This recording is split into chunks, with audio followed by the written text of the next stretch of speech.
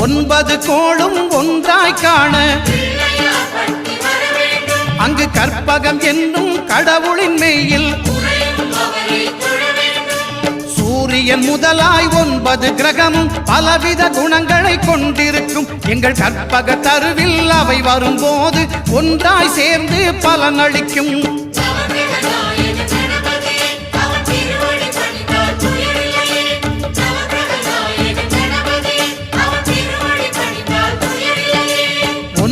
கோளும் ஒன்றாய் காண அங்கு கற்பகம் என்னும் கடவுளின் மெய்யில்